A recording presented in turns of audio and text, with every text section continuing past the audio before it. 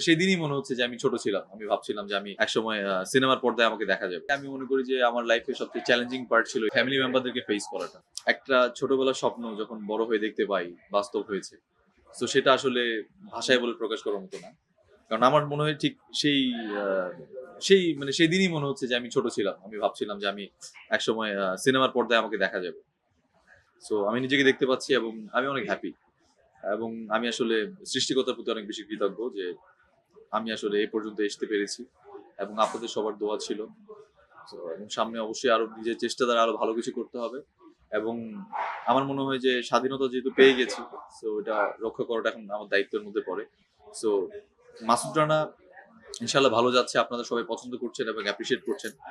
এটার পরে আমি যে স্ক্রিপ্ট চুজ করব বা যে সিনেমা করব সেটা এটা থেকে ভালো পারফর্ম করার চেষ্টা করব এবং আপনারা যেই জিনিসগুলো আমার কমেন্ট বক্সে জানিয়েছেন যে যেই জিনিসগুলো আমার ইমপ্রুভ করা দরকার সেগুলো অবশ্যই ইমপ্রুভ করব। কারণ আমি আসলে কাজ করি নিজের জন্য, পাশাপাশি আপনাদের সবার জন্য।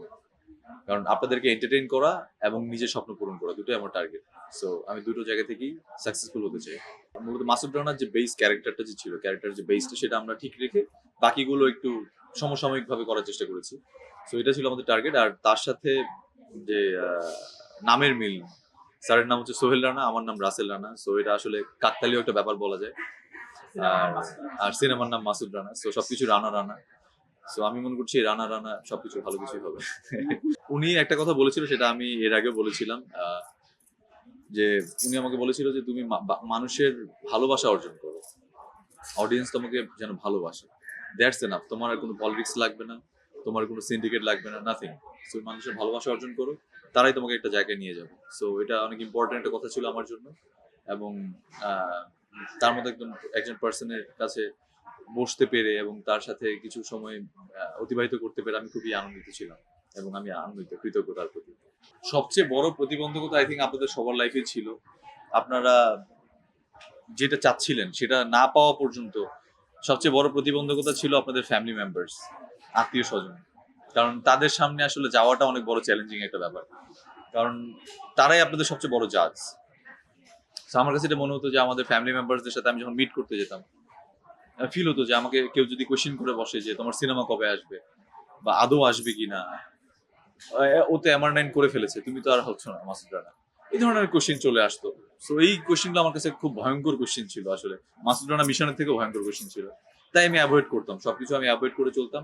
আমি মনে করতাম যে আমাকে লাইফটাকে আসলে একটা গণ্ডির মধ্যে নিয়ে আসা উচিত এবং আমি অনেক সিনিয়র আমাদের সেলিব্রিটি সুপারস্টার মেগাস্টারদের লাইফের ব্যাপারে শুনেছি, তারা তাদের লাইফটাকে অনেক গণ্ডির মধ্যে রাখার চেষ্টা করে। তারা যখন কোনো মুভির প্রমোশনে আসে সেখানে আসে, বাট এ থেকে যখন তারা বেরিয়ে যায় তখন তারা বাসার মধ্যেই থাকে, অথবা তাদের খুব বোরিং সময় কাটে, খুব খারাপ সময় কাটে, তারপর তারা একই গণ্ডির মধ্যে থাকে। বিকজ তারা আসলে অনেক কোয়েশ্চেন ফেস করতে চায় না, সেটা আমি বুঝতে পারতাম, মানে বুঝতে পারছি এখন আর কি। সো কেন চায় না সেটাও বুঝতে পারছি আসলে, কারণ এই কোয়েশ্চেন গুলো আসলে যখন আপনি নিজে থিঙ্ক করবেন এই কোয়েশ্চেন গুলো নিয়ে, আর কেউ যখন আপনাকে বলে বসবে এই কোয়েশ্চেনটা, তখন আসলে নেওয়া যায় না জিনিসটা, খুব খারাপ লাগে। তো সেই জায়গা থেকে আমি মনে করি যে আমার লাইফে সবচেয়ে চ্যালেঞ্জিং পার্ট ছিল এটাই, যে আসলে ফ্যামিলি মেম্বারদেরকে ফেস করাটা। কারণ যতক্ষণ না আপনি আপনার টার্গেটে পৌঁছাতে পারছেন ততক্ষণ পর্যন্ত যদি আপনার সেই টার্গেটের ব্যাপারে কোনো ইস্যু ক্রিয়েট করে কোয়েশ্চেন করা হয়, সেটা আপনার কাছে অবশ্যই খারাপ লাগবে।